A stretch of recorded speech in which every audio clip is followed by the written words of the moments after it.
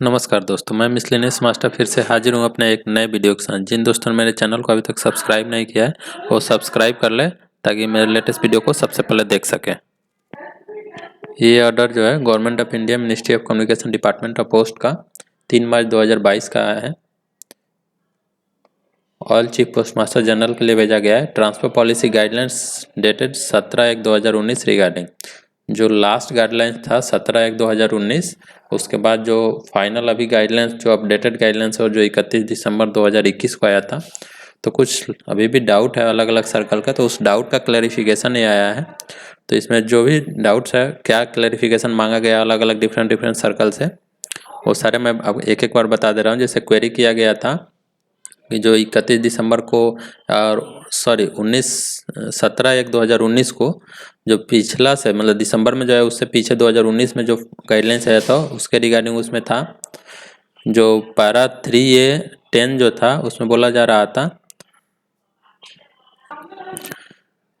कि जो ट्रांसफ़र होगा वो 2 साल के जगह पर 1 साल किया गया था। अभी जो पिछला कुछ दिन पहले ऑर्डर आया था उसमें ट्रांसफ़र को बोल दिया गया था कि 2 साल की जगह पर 1 साल में अप्लाई किया जाएगा, लेकिन जो पैरा 3A1 था उसमें बोला जा रहा था कि प्रोबेशन पीरियड पूरा होने के बाद ही ट्रांसफ़र होगा। तो ये दोनों कंट्राडिक्ट कर रहा था, तो इसलिए क्वेरी किया गया था।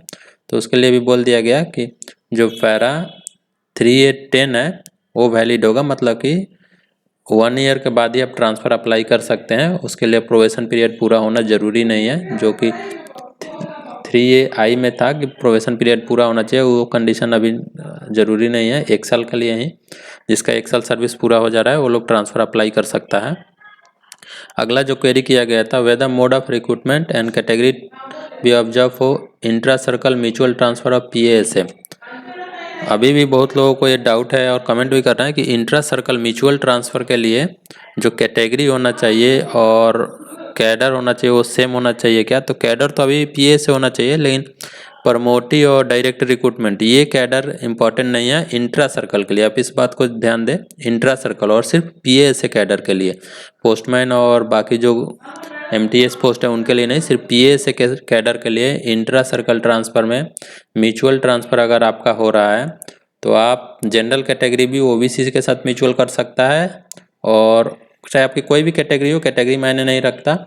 अगर कैडर सेम है, PA से कैडर में कैडर सेम है और प्रमोटी और डिपार्टमेंटल उसका भी मायने नहीं रखता, तो आप ट्रांसफ़र ले सकते हैं। लेकिन ये केस सिर्फ अप्लीकेबल होगा इंट्रा सर्कल में, क्योंकि जो रिजर्वेशन होता है वो पूरे सर्कल में लागू होता है। मान लिया कि किसी एक सर्कल के लिए OBC सीट फिक्स किया गया कि 20 सीट होना चाहिए, कम से कम 20 रिक्रूटमेंट OBC कैंडिडेट का होना चाहिए, ST के लिए इतना होना चाहिए और SC के लिए इतना होना चाहिए, ऐसे करके फिक्स कर दिया जाता है सर्कल वाइज। ये जो वैकेंसी होता है डिवीजन वाइज ना होकर सर्कल वाइज फिक्स किया जाता है। तो अगर सेम सर्कल में ट्रांसफ़र हो रहा है तो दूसरे कैटेगरी से भी ट्रांसफ़र होने में टोटल जो वैकेंसी होगी पर्टिकुलर कैटेगरी का वो चेंज नहीं हो रहा, तो इसलिए इसमें बोल दिया गया कि आपका इंट्रा सर्कल में कैटेगरी मायने नहीं रखेगा। चाहे जो प्रमोटी कैंडिडेट है उसके साथ भी आप ट्रांसफ़र ले सकता है डायरेक्ट रिक्रूटमेंट कैंडिडेट, और डायरेक्ट रिक्रूटमेंट है तो प्रमोटी के साथ भी ट्रांसफ़र ले सकते हैं। लेकिन कैडर अभी भी चेंज नहीं करा सकते, मतलब जो पोस्टल असिस्टेंट है वो पोस्टल असिस्टेंट के साथ ही म्यूचुअल ले सकते हैं, ऐसे के साथ ही म्यूचुअल ट्रांसफ़र ले सकते हैं। सिर्फ अभी बेनिफिट इसमें क्या दिया गया कि आपका कैटेगरी दूसरा होने पर भी आप ट्रांसफ़र ले सकते हैं। लेकिन ये जो रूल है जिसमें कैटेगरी का बोला गया कि आप दूसरे कैटेगरी से, मान लिया कि कोई OBC कैंडिडेट है वो जनरल के साथ भी ट्रांसफ़र ले सकता है, ST SC के साथ भी ले सकता है, लेकिन ये जो रूल है वो सिर्फ PASA के लिए है। MTS या मेल गार्ड या पोस्टमैन है उनके लिए अप्लीकेबल नहीं है। और जो PASA के लिए रूल लग भी रहा है तो वो सिर्फ इंट्रा सर्कल ट्रांसफ़र में ही लग रहा है, इंटर सर्कल ट्रांसफ़र के लिए वहाँ भी अप्लीकेबल नहीं होगा। अगर सेम सर्कल है, इंट्रा सर्कल में ट्रांसफ़र आपको म्यूचुअल ले रहा है तो उस केस में आपको अलग कैटेगरी से भी ट्रांसफ़र ले सकते हैं। तीसरा जो क्वेरी है उसमें बोला जा रहा है कि जो अभी 1 साल कर दिया गया है और लिस्ट बनाने के लिए जो बोला गया है इंट्रा सर्कल और इंटर सर्कल, तो इसमें टेम्प्रोरी ट्रांसफ़र बंद कर दिया जाए, ऐसा बोला जा रहा है बहुत सारे सर्कल के द्वारा। तो उसके लिए जो क्लैरिफिकेशन आया है कि टेम्प्रोरी ट्रांसफ़र और रूल 38 दोनों अलग अलग टाइप है, तो इसलिए बंद नहीं होगा। रूल 38 जहाँ पे परमानेंट ट्रांसफ़र है वही टेम्प्रोरी ट्रांसफ़र कुछ समय के लिए कोई जाना चाहता है तो वो अप्लाई करता है, तो दोनों अलग अलग चीज़ है। तो उसके साथ रूल 38 से कोई रिलेशन नहीं है, तो इसलिए बोला जा रहा है कि वो बंद नहीं होगा, टेम्प्रोरी ट्रांसफ़र भी चलता रहेगा और रूल 38 जो है वो अलग प्रोसेस है। अगला जो क्वेरी है कि इनवर्ड इंटर सर्कल और इंट्रा सर्कल वेटिंग लिस्ट जो होता है PASA का, और डिविजनल वाइज मेंटेन किया जाता है। तो अभी जो बोला गया है कि मर्ज करने के लिए, तो उसमें जो सर्कल या अलग अलग डिवीजन का प्रॉब्लम आ रहा था, तो उन लोगों ने क्वेरी किया है। तो उसके रिगार्डिंग बोला जा रहा है कि जो भी रिक्वेस्ट 2018 तक रिसीव हुआ है, 18 से पहले जितने भी रिक्वेस्ट रिसीव हुए हैं वो सारे सर्विस के according arrange with reference to the date of application. जिन्होंने पहले अप्लाई किया उनको सीनियरिटी मिले। 2018 से पहले के एप्लीकेशन जिनके भी अप्लाई किए हुए हैं रूल 38 में, तो उसमें कंसीडर किया जाएगा सीनियरिटी जो पहले अप्लाई किया है उसके अकॉर्डिंग। और 2019 से 2021 के बीच जो लोग अप्लाई किए हुए हैं उनका रिक्वेस्ट जो होगा वो सर्विस लेंथ के अकॉर्डिंग उस पर्टिकुलर ईयर में, मान लिया कोई 2019 में अप्लाई किया, तो 2019 में अगर उसका सर्विस ज़्यादा है तो उसको सबसे सीनियर माना जाएगा। 2019 में जितने लोग अप्लाई किए उसमें सबसे सीनियर माना जाएगा जिसका सर्विस लेंथ सबसे ज़्यादा होगा। तो 2019 से 21 के बीच का जो ट्रांसफ़र रिक्वेस्ट होगा उसमें सीनियरिटी सर्विस लेंथ के अकॉर्डिंग होगा, और 2018 या उससे पहले के जो भी रिसीव हो रहे हैं उसमें जो लोग पहले अप्लाई किए हैं उसको सबसे सीनियर माना जाएगा। अगला जो पॉइंट है 5 नंबर, इसमें बोला जा रहा है जो वैकेंसी का कैलकुलेशन होता है उसमें 5% वैकेंसी डायरेक्ट रिक्रूटमेंट या स्पोर्ट्स कोटा ऐसे करके होता है हर एक सर्कल डिवीजन लेवल पे।